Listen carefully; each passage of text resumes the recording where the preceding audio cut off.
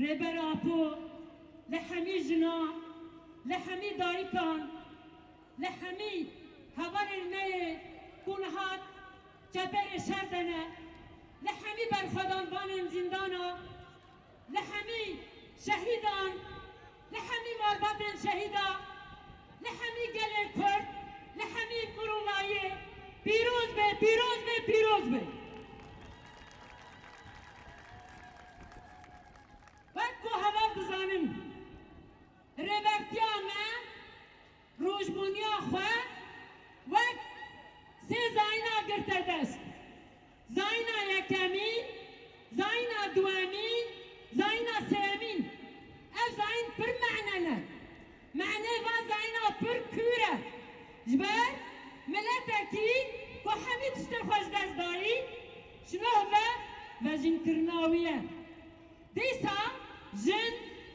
جواد آخ تهنه آزادیه بون شنو که هاندناویه آزادیه زاینا جنه زاینا دایکه زاینا کرد و کردستانه زاینا عدالته زاینا آزادیه شبابه که اول قابل حتی افزان پیک هاتن نقولایی بو پر بدل مازن هاتن داین حتی نهازی تی داین پر تکوشین هاتن کرن پر سانجین مازن هاتن داین بیر نکن شفاق ده تاریتیه ده تاویجه جبو بیاکه زاین یا مجید ده تاریتیه ده آوید جارنا لدیار بکر بو مظلوم بو خیری بی کمال دیسا جارنا افزایی بو عگیر لتیای کردستانه دیسا افزایی لهنبری پاجوروتیه لهنبری ایخانته بو بریتان دیسا افزایی لهنبری قومپلو لهنبری معاملات دولی بو زیلان بو سما دیسا افزایی بو شورش روزاما دیسا افزایی بو براتیا گلاب و نتاوا دموکراتیک اما دارک دیم نتاوا دموکراتیک لوا پیروز بکنه یعنی هر کسی آجیان پیدا کرده یه جبوی جانه زاروکا چید که بیا بی مسئوله اما دایب چبونی زاروکی خواه بمسؤوليات نهنئ جميع الشعوب الحرة بميلاد قائد الإنسانية عبد الله جلال كما نهنئ أنفسنا جميع الشعوب وجميع المكونات في شمال وشرق سوريا بولادة فكر القائد عبد الله جلال وبانتصارنا على إرهاب داعش بفكره ودحر الإرهاب من مناطقنا.